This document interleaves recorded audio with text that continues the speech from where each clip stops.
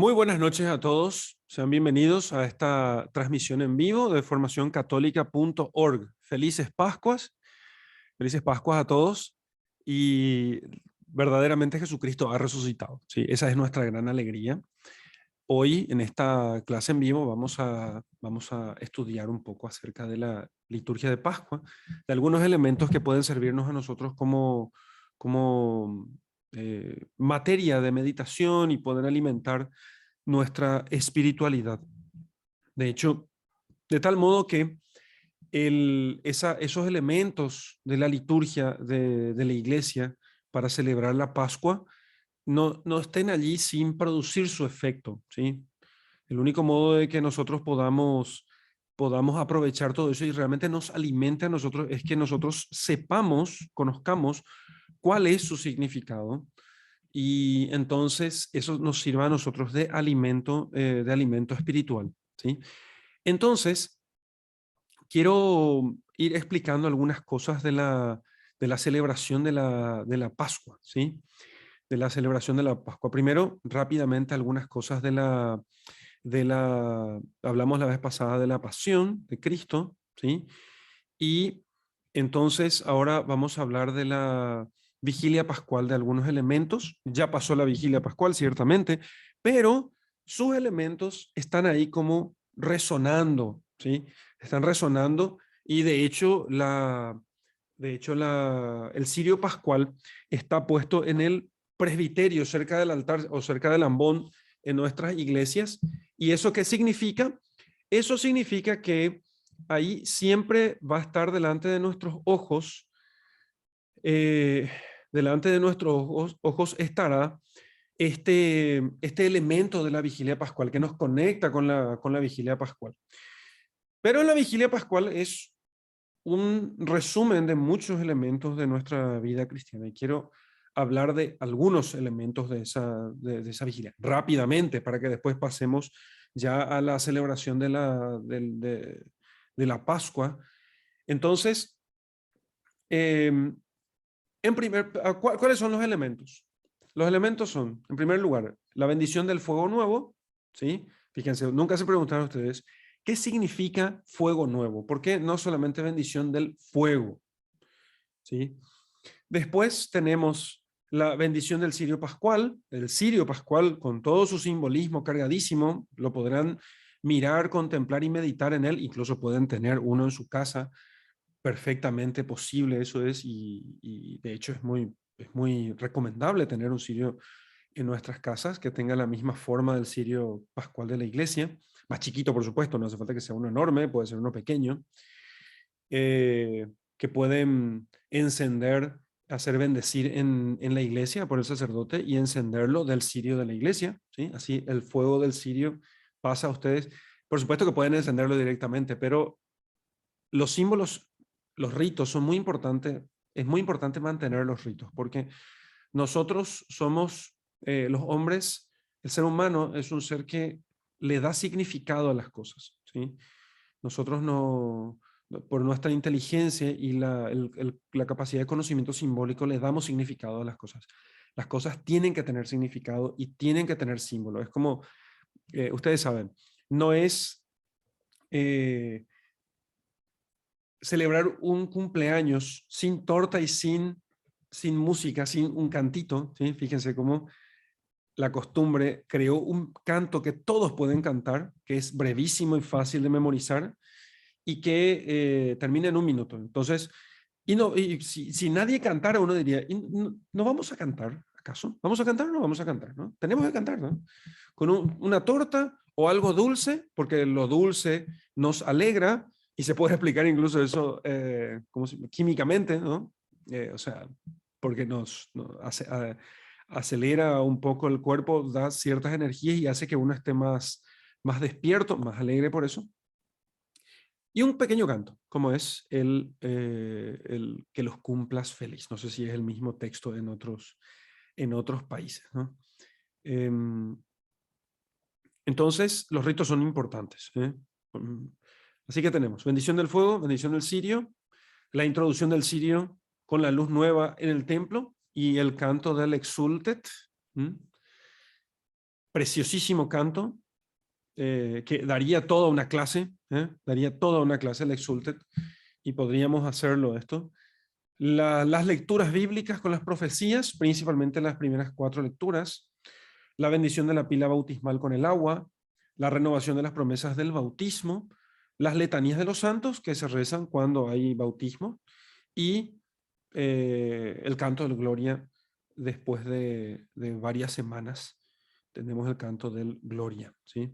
Y todavía hay otros símbolos que podemos verlo más adelante. Esto en primer lugar. Quiero ver si puedo terminar esto, entonces después ver otros símbolos, como por ejemplo el hecho de la cincuentena, el fin de la cincuentena con la Pascua, con el Pentecostés, perdón, etcétera. Bueno, empecemos con estos símbolos entonces de la noche de Pascua, porque como están frescos todavía en nuestra memoria, entonces podemos nosotros todavía meditar en ellos. Y de hecho, todos estos detalles,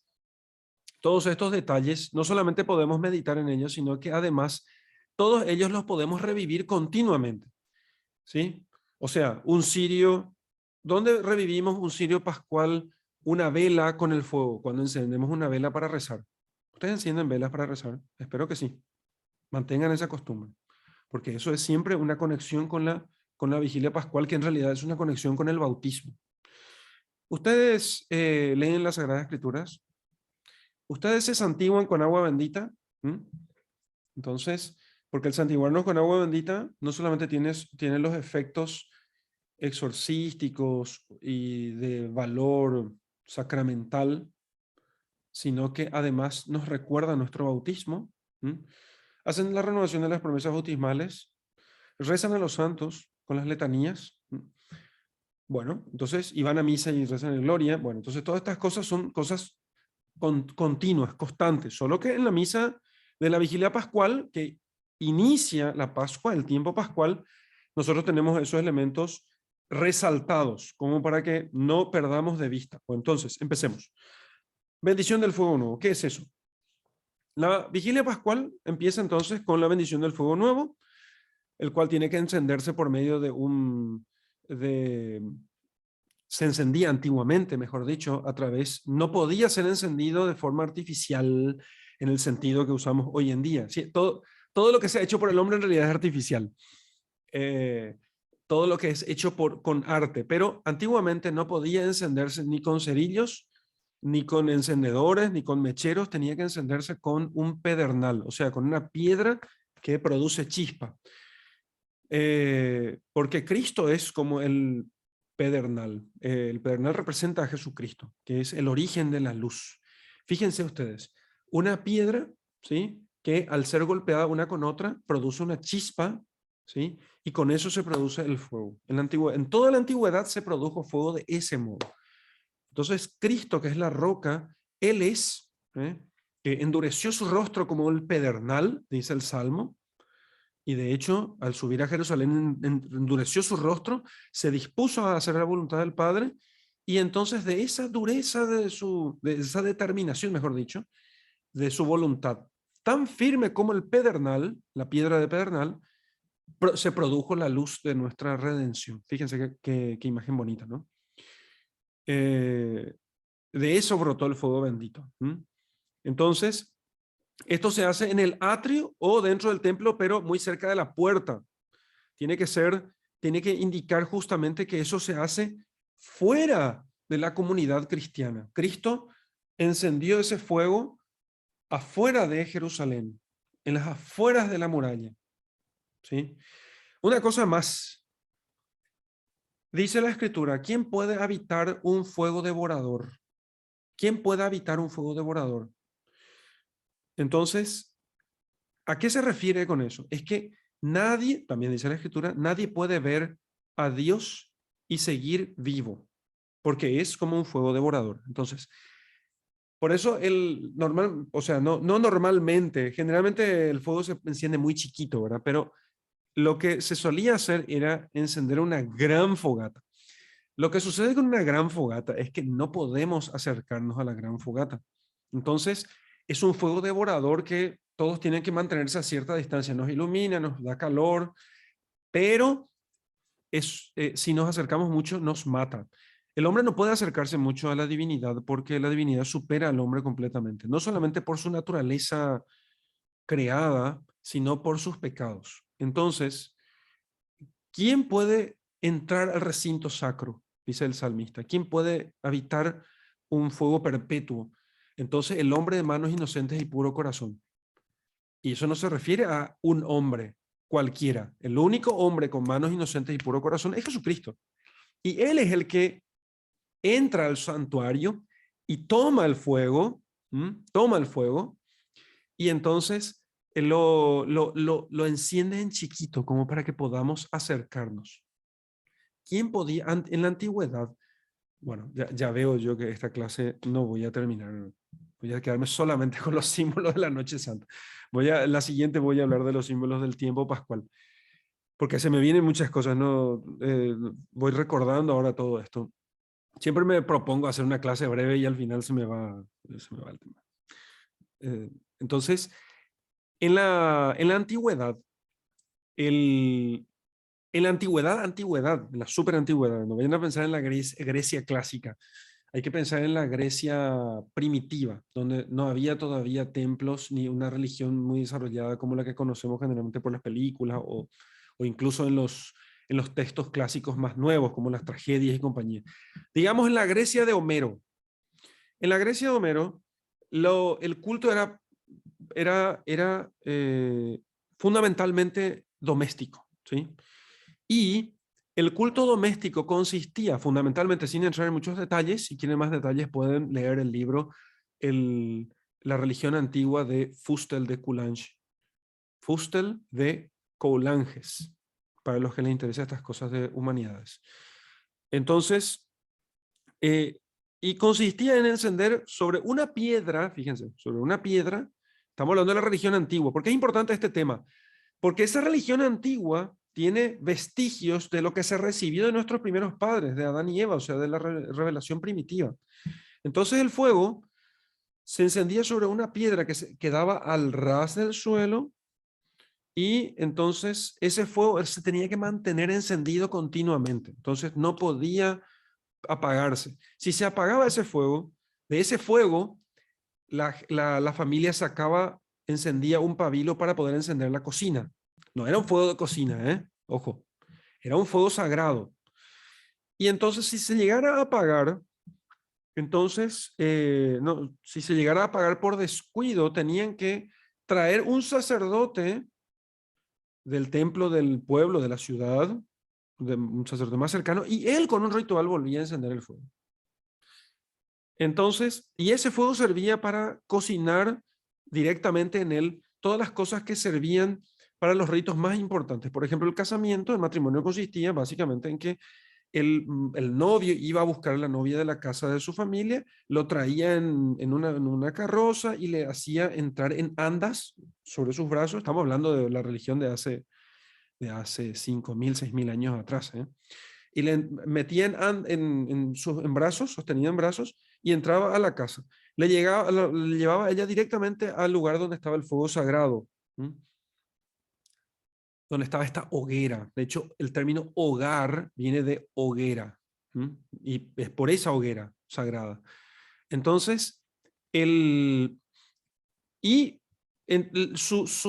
fíjense, el signo de la unión matrimonial consistía en que ambos, novio y novia, que ahora pasarían a ser marido y mujer, comieran de una torta, no voy a pensar en torta dulce, torta de cumpleaños, piensen como una tortilla, ¿no? Como la que en Paraguay pensamos en una tortilla, puede ser una pequeña masa de pan, un pedazo de pan, y esta torta tendría que ser cocida, asada en el fuego sagrado.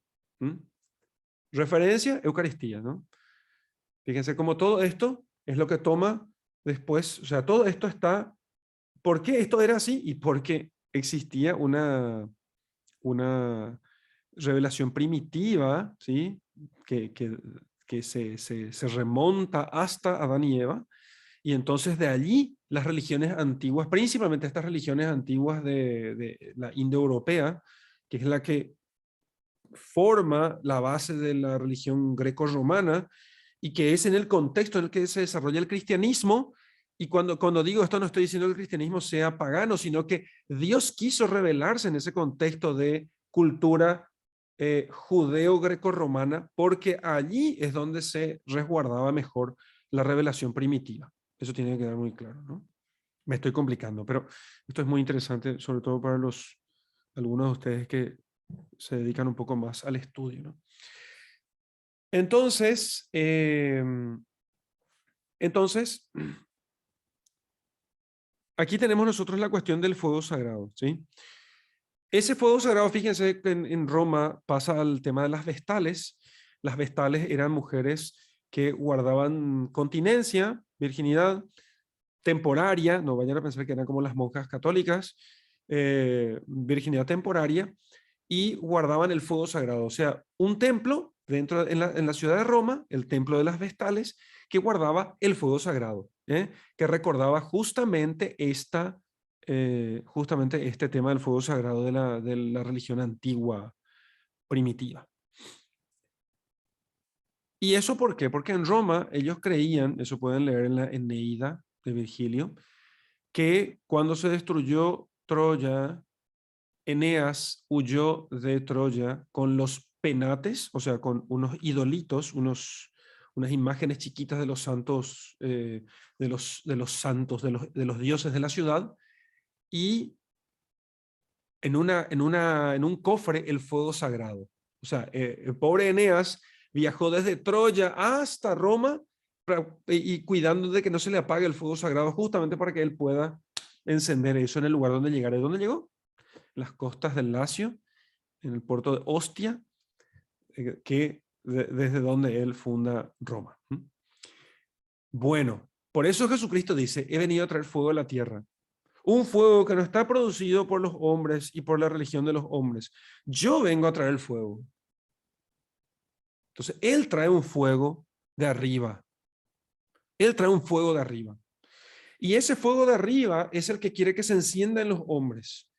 Él está hablando a unos hombres, a una gente que entiende de estas cosas, para quienes el fuego tiene un carácter sagrado. Entonces, eh, también en el templo de Jerusalén existían fuegos sagrados. De hecho, tenía la menorá, que era un candelero con siete fuegos, ¿sí? 7 luces, siete llamas. Y este candelero, que era alimentado con aceite de oliva, símbolo de Israel, representaba los 7 espíritus de Dios. He venido a traer fuego a esta tierra. ¿Y cuánto desearía que ya estuviera ardiendo? Ese fuego es el fuego de la presencia de Dios, el fuego devorador de la presencia de Dios. Pero ¿cómo el hombre podría acercarse a ese fuego sin que le devore? Entonces, ¿qué hacemos? El fuego eh, pasa entonces simbólicamente a Jesucristo y gracias a Cristo nosotros nos podemos acercar a Dios sin quemarnos. De hecho, díganme ustedes, ¿alguno de ustedes murió después de comulgar? No.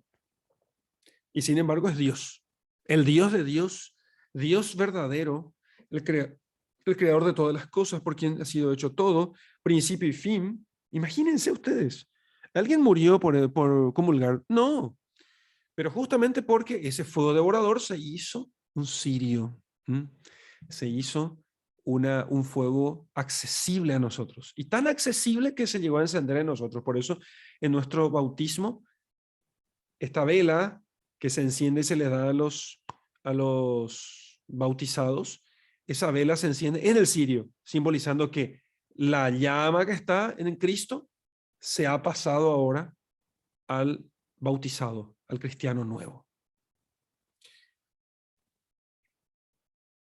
Esto en la antigüedad, en la liturgia católica antigua, no solamente se representaba con esto de encender el fuego, no con cerillos o con aceites o cosas por el estilo, sino con chispa de pedernal, sino también que en las sacristías, sobre todo las monásticas y las sacristías de colegiaturas, o sea, de donde vivía grupos de clérigos, normalmente ellos también mantenían una especie de caldera donde tenían el fuego encendido continuamente. Entonces, y ese fuego se apaga en la noche de Jueves Santo, ¿sí? Entonces Jueves Santo se apaga la luz del Santísimo, que era luz viva, fuego vivo, y se apagaba también el horno, el pequeño hornito de la sacristía. Y entonces el día viernes no se encendía ninguna vela, quedaba todo a oscuras, y por eso empieza toda la liturgia del Sábado Santo a oscuras. Porque el primer fuego que se va a encender después del Jueves Santo es el fuego nuevo. El fuego nuevo. Pero sobre todo porque el fuego nuevo, cuando Cristo dice que he venido a hacer nuevas todas las cosas, he venido a hacer nuevas todas las cosas, está diciendo que eso que hace nueva todas las cosas, no se trata de un hacer nuevo todas las cosas simplemente de forma, no es que hace nueva todas las cosas porque, qué sé yo, a ver, bueno, no se me ocurre una contraposición. El hecho es que Él hace nueva todas las cosas porque el único que puede hacer nueva todas las cosas es el que las hizo primero. Y ese es Dios. Dios es el creador de todo. Y Él hace nueva todas las cosas porque Él es el creador. Entonces, solo Dios podía hacer eso. Así que ese fuego nuevo es el símbolo de la renovación de todas las cosas. Una renovación que se da por la gracia de Dios. No existe renovación verdadera si no es en la vida de la gracia. Sin abandono del pecado, sin conversión, sin arrepentimiento y sin retorno de la gracia en el corazón, en el alma del hombre, no existe renovación. No existe renovación.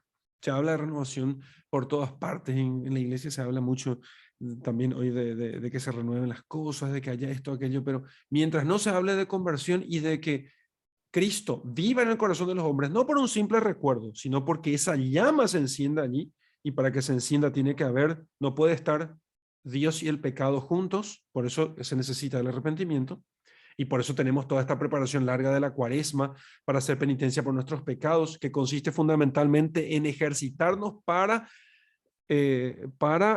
alejarnos del pecado. No se puede encender, ¿sí? No se puede encender la luz de Dios en el alma de los hombres. Bueno, eso es. Unas notas sobre el cirio. Ahora, el segundo elemento. Ya hablamos sobre el cirio. Ahora, perdón, ya hablamos sobre el fuego nuevo. Segundo elemento. El cirio pascual. El cirio pascual representa a Jesucristo, ¿sí? ¿Y eso por qué? Primero, el cirio pascual, bien hecho, y digo bien hecho porque así dice incluso el ritual y así dice el pregón pascual. El cirio pascual bien hecho tiene que estar hecho no de parafina, que es una sustancia derivada del petróleo, sino que nuestras velas son hechas generalmente de parafina, duran más, es cierto. Pero el cirio pascual debería estar hecho de cera de abejas, ¿sí? ¿Por qué de cera de abejas? Porque la cera de abejas, o sea, la cera de abejas está hecha eh, no recuerdo el nombre de las colonias de abejas tienen varias funciones, las abejas tienen funciones diversas, no son todas iguales. Las que producen la cera, no recuerdo ahora el nombre, esa que produce la cera es virgen, no procrea. La única que procrea en realidad es la reina. Con los zánganos, las obreras, perdón. Entonces las obreras son, entonces la colonia de abejas está formada por la reina, que es la única que procrea y pone huevos, los zánganos que no trabajan, y ellos son los que fertilizan o fecundan a la reina, y las obreras son las que polinizan las flores y producen la cera de abeja y ponen allí la miel como para que se puedan no solamente alimentar, sino poner allí los huevos de la reina. Entonces, la obrera es virgen, la obrera no ni procrea, ¿sí? Ni fertiliza a la reina, ¿sí? Ella es casta, ¿eh? Y el cuerpo de Cristo es casto. Por eso el cirio pascual es hecho de cera, porque es una sustancia hecha por un animal casto, virgen. Fíjense qué interesante. Claro que un cirio así se derrite rapidísimo, ¿sí? Y eso va mal para las economías parroquiales, ¿no? Pero bueno, no hay problema. Podría mezclarse con un poco de parafina. Y de hecho yo solía hacer eso. Yo solía, cuando estaba como párroco, juntaba un poco de cera y mezclaba con parafina. Y el resultado era difícil. Nos costó años llegar al punto medio. Pero el resultado era una cosa muy interesante. Ese cirio encendido perfumaba todo el templo. La cosa quedaba con aroma de miel. Imagínense. Y eso también tiene sentido, porque la palabra de Dios realmente es dulce, es alimento, ¿sí? Es alimento y ha sido comparada en la escritura también con la miel. De hecho, porque la palabra de Dios, el evangelio, es una palabra proferida por unos labios vírgenes y castos, puros, ¿sí? Hay gran pureza en Jesucristo. Y de esos labios nos viene a nosotros el aroma de la miel. Entonces, el cuerpo de la cera del cirio es es el cuerpo de Cristo. El pabilo, el hilo que está en el centro, es el alma de Cristo. Y ahí tenemos su naturaleza humana, cuerpo y alma. Y su naturaleza divina es el fuego, que se tomó del fuego nuevo, que representa a Dios, y entonces ese fuego inaccesible ahora pasa como una pequeña llamita al cirio pascual. Y aquí tenemos cuerpo, sangre, alma y divinidad de Jesucristo. Por eso el cirio representa a Jesucristo. El cirio es Jesucristo. Y fíjense que del cirio, del fuego del cirio, de su divinidad, entonces ustedes dirán, entonces la divinidad, la naturaleza divina pasa a nosotros. Sí, sí y no. La naturaleza divina pasa a nosotros porque comiencen a mirar ustedes los ritos y vean cómo, por ejemplo, la vela en el bautismo de los niños o adultos es encendida en el cirio. Entonces uno puede pensar, bueno, espera, entonces la divinidad de Jesucristo pasa a nosotros. En cierto modo, sí, pero como participación de la naturaleza divina. Fíjense, nosotros, la gracia de Dios no es eh, una especie de mm, presencia extraña en nosotros. Realmente, la persona que está en gracia, que está libre de pecado, que ha recibido el bautismo y que está libre, arrepentido de todos sus pecados, tiene la gracia de Dios en él. Y la gracia de Dios consiste en participación en la naturaleza divina. Estar en gracia significa fundamentalmente participación de la naturaleza divina. Nosotros, por eso nos llamamos, dice San Pablo, nos llamamos, y somos hijos de Dios. Somos adoptados, es cierto, pero una adopción que no es meramente jurídica. Somos hijos de Dios. Por esa llama, porque es la misma llama del cirio, la que se enciende en nosotros. O sea, ese fuego devorador que pasó aquí a la naturaleza humana de Jesucristo y por el cual tenemos a Dios y hombre verdadero, Jesucristo, nuestro Redentor, esa llamita es la que pasa a nosotros por el bautismo. El cirio pascual también recuerda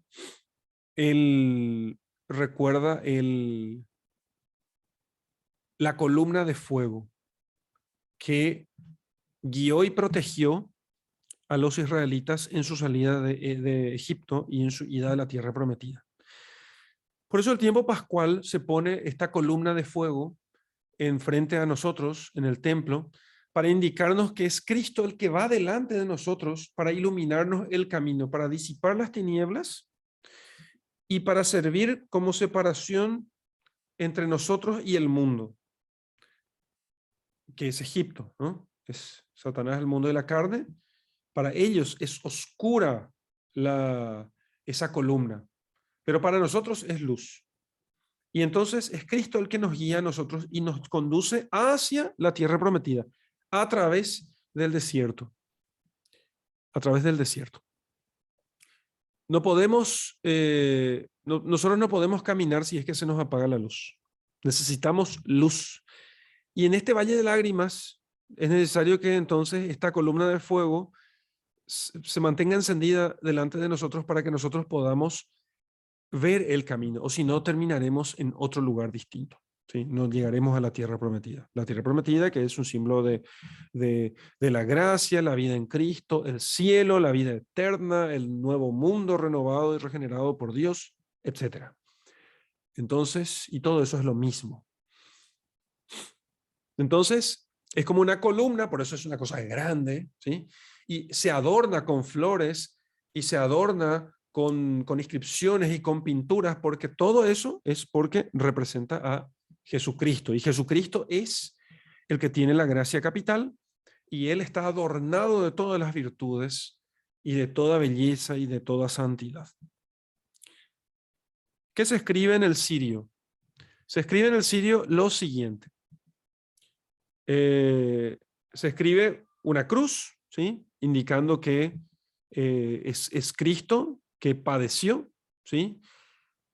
Se pone arriba el alfa y la omega, indicando con esto que Cristo es el Señor es el alfa y la omega, como dice de él el Apocalipsis. Él es el principio y el fin. El principio y el fin. O sea, todo está englobado en Jesucristo. Todo. No estamos siguiendo a un Mesías cualquiera. No, estamos delante del Dios del universo, ¿entienden? Me parece terrible eso no puedo contenerme de decirlo, porque he escuchado en estos días comentarios de sacerdotes diciendo algunas tonterías que se dicen mucho hoy en teología, en algunas universidades católicas también lamentablemente, pero eso va contra toda la tradición de la iglesia y va contra la teología y va contra la verdad, ¿eh? Y va contra el dogma. Entonces dice que Jesucristo distingue el Jesús histórico del Jesús de la fe y de que Jesucristo iría con el tiempo, estaría paulatinamente descubriendo quién es Él, ¿eh? Y que de a poco Él descubre quién es Él y que de repente Él entiende que Él es el Hijo de Dios, del Dios verdadero. Imagínense ustedes una cosa así. Es como decir que el niño de 8 o 10 años que ya tiene uso de conciencia, resulta que él no sabía que era Dios. No estábamos hablando nosotros. Eso es medio arrianismo, ¿eh? Es medio arrianismo, que es una herejía de los primeros siglos de la iglesia. No, nosotros no estamos hablando aquí de un hombre cualquiera. Jesucristo tiene, siempre que tiene el uso de conciencia, uso de razón, aún como niño, él tiene conciencia de que es el Hijo de Dios por naturaleza, o sea, eso, consustancial al Padre. Por eso él a los 12 años le dice a sus padres, ustedes no saben que yo debo ocuparme de las cosas de mi Padre, ¿sí? Les dice a ellos que él es el Hijo de Dios, consustancial al Padre, ¿sí? Entonces, por eso él es el principio y el fin. ¿Mm? Él tiene exactamente nuestra misma naturaleza, en todo igual a nosotros, menos en el pecado, pero él tiene conciencia plena de quién es él, siempre, siempre tuvo, siempre tuvo. Aprendió a hablar como todos los hombres, no es que él nació de las entrañas de María Virgen y ya hablaba, pero allí estaba Dios y la conciencia de Dios estaba en ese niño. Pero esto no es un tema, no voy a entrar en esos detalles de cristología, solo que quiero decir que estamos hablando realmente del alfa y la omega, ¿sí? Y que resucitó verdaderamente, no es que no resucitó de verdad y solamente resucitó en el corazón de sus discípulos y que después ellos entendieron por la reflexión teológica que Cristo resucitaría en sus corazones y no de verdad. No, si Cristo no resucitó de verdad, o sea, de verdad, ese cuerpo crucificado, ese es el que resucita, vana sería nuestra fe. Lo dice claramente San Pablo. La resurrección es el punto central, el corazón mismo de todas las escrituras. Se pone en la fecha 2022, indicando que es el cirio pascual de este año y sirve para este año. O sea que este año está santificado por Jesucristo y el misterio pascual se va a desarrollar durante este año, principalmente en la liturgia, en el calendario litúrgico. Y luego se colocan 5 clavos, 5 granos, en realidad, lo que se suele hacer es poner granos de incienso alrededor de un clavo y este clavo es el que se mete en cada uno de los puntos, que representan las 5 llagas de Jesucristo. y son de incienso porque a medida que se va quemando el cirio, entonces se queman los clavos y entonces produce un olor de incienso, porque las llagas de Cristo no son llagas que están supurando de podredumbre, son llagas que tienen olor de santidad, olor de caridad. El cuerpo de Cristo no se pudre, ¿sí? Como se esperaría de un muerto. Al contrario, Cristo exuda el olor de la santidad, ¿sí? Después se introduce el cirio encendido en solemne procesión, es introducido por el diácono, si es que lo hay, en el templo, mientras se va cantando. Luz de Cristo, demos gracias, dice la gente, ¿eh? 3 veces. Luz de Cristo, demos gracias. Luz de Cristo, demos gracias. Luz de Cristo, demos gracias. Y entonces, mientras tanto, la gente va encendiendo sus velas. Nadie puede encender por sí mismo, porque es el fuego nuevo, es el fuego sagrado. Entonces, hay una nueva luz dentro del templo. Esa nueva luz simboliza a Jesucristo que disipa las tinieblas. Y es muy interesante que una pequeña lucecita, dice el pregón pascual, justamente que al ir alimentando todas las otras luces, no disminuye. Es muy interesante. El fuego es materia, pero es una materia como extraña, ¿no? Porque es una materia que no se consume, no se consume. Pasa su fuego a otros y ella no disminuye. Y se pueden encender varios al mismo tiempo y el fuego no disminuye, mantiene siempre. Por eso se parece a Dios. ¿Comprenden? Por eso los antiguos pensaron que se parecía a Dios. Y ahí se canta el pregón pascual, el Exultet. ¿Eh? Bellísimo pregón que comenta todas estas cosas que ya les estoy diciendo. Bien, entonces el pregón pascual este es. Y luego se leen las lecturas. Y las lecturas son fundamentalmente las profecías que indican cuál es el plan original de Dios, cómo ese plan se ve afectado por el pecado, pero Dios no abandona al hombre. Todo esto está cantado en el Exultet, ¿sí? Todo lo estoy diciendo yo, pueden leerlo así mismo en el pregón pascual.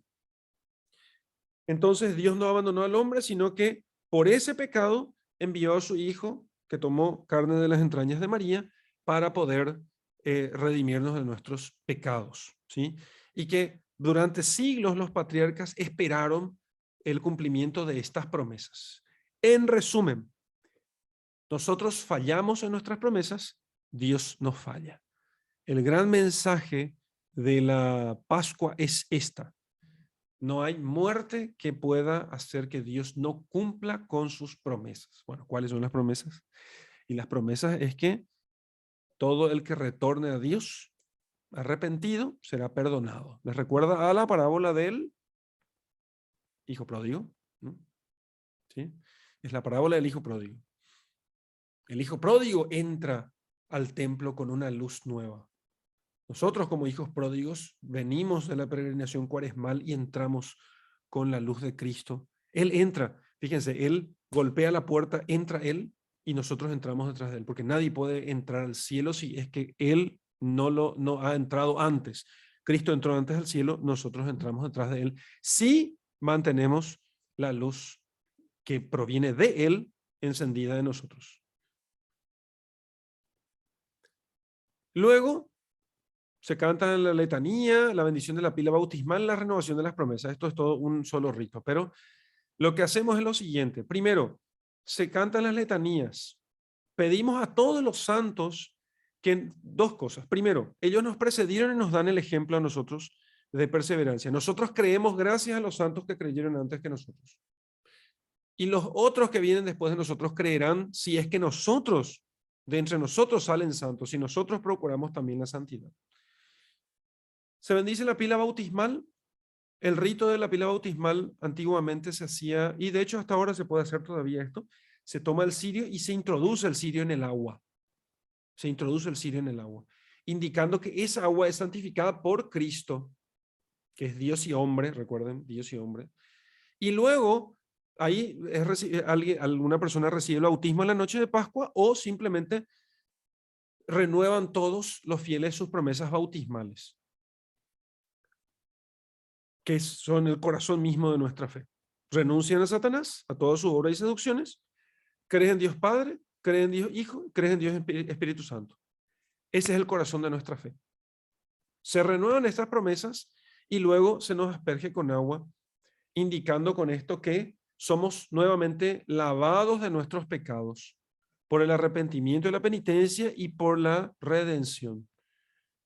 Por la redención. Por eso del costado de Cristo sale sangre y agua, porque no hay redención, no hay perdón de los pecados sin efusión de sangre, dice la Escritura. Sin derramamiento de sangre no se perdonan los pecados, y es el agua en la que nosotros vamos a participar. En cierto modo hay que decir, el agua bendita, bautismal, representa la sangre. Por eso Cristo quiso que de su costado salga sangre y agua. Una cosa sangre y agua, no sangre y flema, sangre y agua. Por eso aquello fue milagroso en ese momento. Una cosa muy importante que tenemos que tener en cuenta es que en la antigüedad se hacían aspersiones. ¿Pero cómo se hacía? En la antigüedad, en los pueblos paganos y también en el pueblo de Israel, fíjense, en Israel en la noche de Pascua se comía el cordero, se recogía la sangre, el padre de familia recogía la sangre y con esa sangre lo que hizo fue pintar las jambas de las puertas, ¿sí? Para indicar al ángel exterminador que cuando pase por allí, ese era un lugar donde se había ofrecido el sacrificio pascual. Y también con el hisopo, que es una plantita en realidad, con una planta de hisopo, el sacerdote de la casa, el padre de familia, ponía el hisopo, la ramita, en la sangre y aspergía con sangre a los de la casa, indicando que ellos participaban en el poder o en la virtud o en la fuerza redentora de aquel cordero que ha muerto en nuestro lugar. ¿Cómo yo voy a indicar a los dioses en la antigüedad, estamos diciendo, ¿no?, que yo he muerto y tengo que tener sangre? Pero como yo no puedo matarme, entonces lo que yo hago es matar a un cordero en mi lugar, para indicar que este cordero, que yo estoy muerto. Entonces lo que hago es, con su sangre, yo me asperjo. ¿Me entienden? Entonces, lo que se hace es, indicando esto es, yo me lavo, esto que suelen hacer algunos fieles devotos de la preciosísima sangre, que dice, me cubro con la sangre de Cristo. Bueno, eso es muy fácil. Lo hacemos cuando nos aspergemos con agua bendita. Por increíble. No sé, yo creo que la mayoría de ustedes nunca pensó en eso.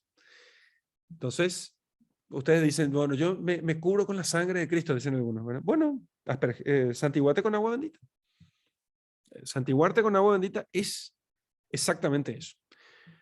Aunque de hecho nosotros ya no nos aspergemos con la sangre de Cristo, sino que esa sangre ha sido aspergida sobre nosotros místicamente en el bautismo, con el agua bautismal. Cuando se nos dijo, yo te bautizo en el nombre del Padre, del Hijo y del Espíritu Santo, allí fuimos nosotros sumergidos en el agua, que es una sustancia que participa en la sangre de Cristo.